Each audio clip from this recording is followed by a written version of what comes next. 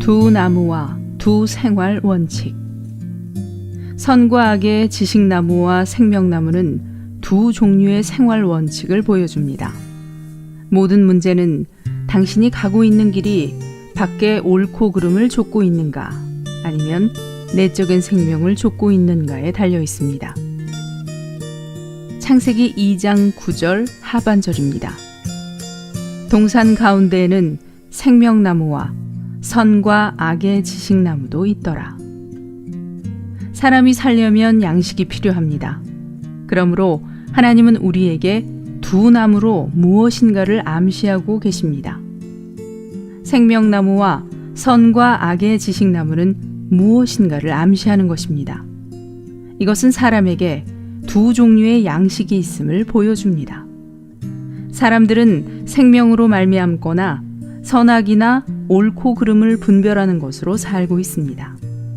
많은 사람들이 이미 창세기 2장의 두 나무를 읽어왔습니다.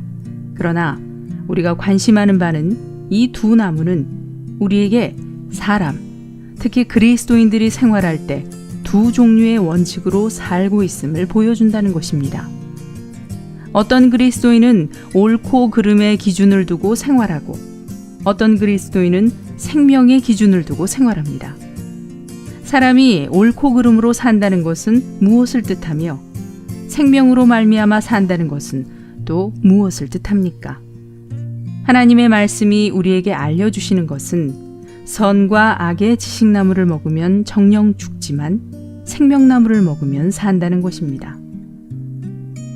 기독교는 생명을 말하는 것임.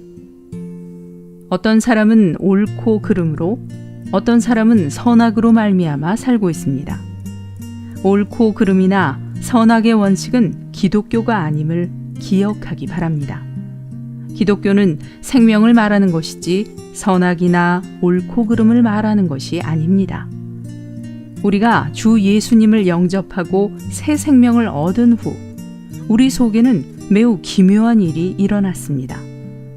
그것은 우리 속에 또 하나의 생활 원칙이 생긴 것입니다. 만일 이것을 모른다면 생명의 원칙을 한쪽에 제쳐두고 옳고 그름의 원칙을 따르게 될 것입니다. 옳고 그름의 원칙에 따른 생활. 우리는 이러한 질문을 합니다. 이 일을 한 것이 잘한 것인가, 못한 것인가? 옳은가, 그른가? 선한가, 악한가? 당신은 선악의 여부를 묻고 자기 자신이 한 일이 옳은가, 옳지 않은가를 묻습니다. 많은 사람들이 어떤 일에 대하여 그것이 선한가, 악한가를 고려하고 해도 되는가, 안 되는가, 옳은가, 옳지 않은 것인가를 고려하고 있습니다. 당신은 자신이 그리스도인이므로 아주 세밀히 숙고한 후에 그 일이 좋고 선하고 옳다고 느껴지면 그것을 행할지도 모릅니다. 당신은 특별히 그 선한 것들, 옳은 것들, 좋은 것들을 택하여 그리스도인의 생활하는 것을 매우 좋다고 생각할 것입니다. 그러나 하나님은 이렇게 말씀하십니다. 선과 악의 지식나무의 실과는 먹지 말라. 네가 먹는 날에는 정녕 죽으리라. 당신이 아무리 노력하더라도 선과 악을 분별하거나 택하고 거절하는 것에 불과합니다. 기독교는 밖에 선악의 표준을 두는 것이 아닙니다. 내가 선을 택하든 악을 거절하든 그것은 기독교가 아닙니다. 그것은 율법이요, 세상의 종교요, 사람의 도덕과 윤리이지 기독교가 아닙니다. 하나님의 생명에 따라 사는 생활. 기독교는 당신이 어떤 일을 할 때 당신 속에 있는 하나님의 생명이 어떻게 말하는가를 묻습니다. 하나님께서 당신에게 주신 새 생명이 당신 속에서 그 일에 대하여 어떻게 말합니까? 기이하게도 많은 사람들이 다만 밖에 있는 선악의 표준만을 봅니다. 그러나 하나님께서 우리에게 주신 것은 밖의 표준이 아닙니다. 기독교는 새로운 십계명을 얻는 것이 아니요, 새로운 시나이산을 얻는 것이 아니요, 우리가 마땅히 하거나 하지 말아야 할 몇 가지 계명을 걸어 놓는 것이 아닙니다. 기독교는 옳고 그름이나 선악 시비를 묻는 것이 아닙니다. 기독교는 어떤 일을 할 때 당신 속에 있는 생명이 높이 솟아오르는 것을 느끼며 그 생명이 당신에게 말하고 당신 속의 느낌이 옳다고 느끼며 당신 속에 생명과 힘과 기름 부음이 있고 당신 스스로 생명이 있음을 아는 것입니다. 많은 일들이 사람의 눈으로 보기에는 옳고 타당하고 선한 것이지만 기이하게도 당신 속의 그 생명은 반응하지 않고 오히려 식어지고 위축됩니다. 그리스도인의 생활은 속 생명에 의해 사는 것이지 밖에 옳고 그름에 의해 사는 것이 아닙니다.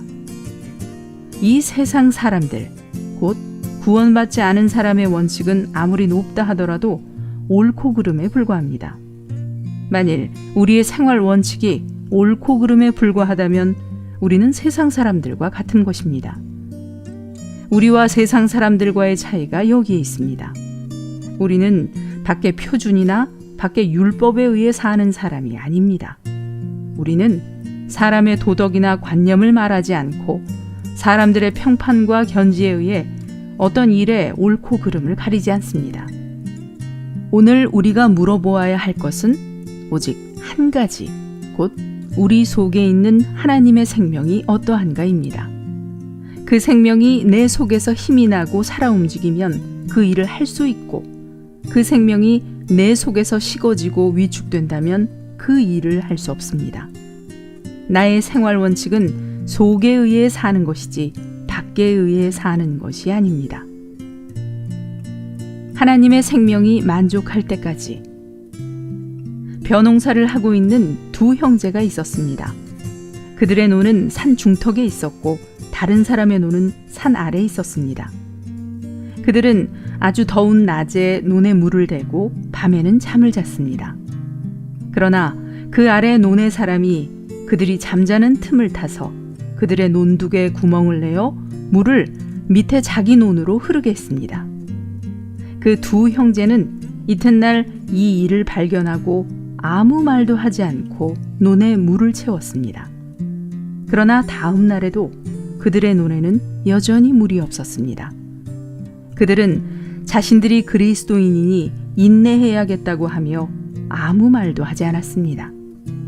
연이어 7일 동안 계속 그렇게 했습니다. 그렇게 참았으므로 매우 즐겁고 기쁘고 승리했어야 했습니다. 그러나 이상한 것은 날마다 물을 채우고 남이 물을 훔쳐간 것을 허락하면서도 마음속에 평강이 없었습니다. 그래서 그들은 어느 사역자 형제에게 가서 물었습니다. 우리는 이미 1회가 넘도록 참았는데도 왠지 여전히 평강이 없습니다. 우리 그리스도인들은 남이 무엇을 훔쳐도 참고 그냥 두어야 하는데 마음속에는 왜 여전히 평강이 없는지요? 사역하는 형제는 그들에게 그렇게만 해서는 부족합니다. 인내만으로는 부족합니다. 형제들은 가서 형제들의 물을 훔친 사람의 논에 먼저 물을 채우고 그 다음에 형제들의 논에 물을 채우십시오. 그러고 나서 속에 평강이 있는가 없는가를 보십시오. 라고 말했습니다. 그 두 형제는 좋다고 하고 이튿날 특별히 일찍 일어나 논에 물을 훔친 사람의 논에 먼저 물을 채운 후에 자기들의 논에 물을 채웠습니다. 이상하게도 논에 물을 훔친 사람의 논에 물을 채우던 그 반나절은 마음속이 갈수록 즐겁고 기뻤습니다. 그들이 자기들의 논에 물을 다 채운 후에는 마음속의 문제가 해결됐습니다.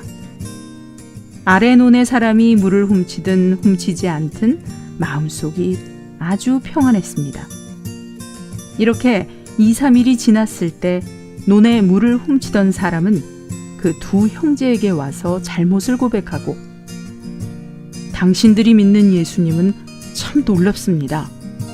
나도 가서 복음을 들어보겠습니다. 라고 말했습니다. 이 오디오 메시지는 한국복음서원에서 출간한 워치만 니 전집 56권 내용입니다.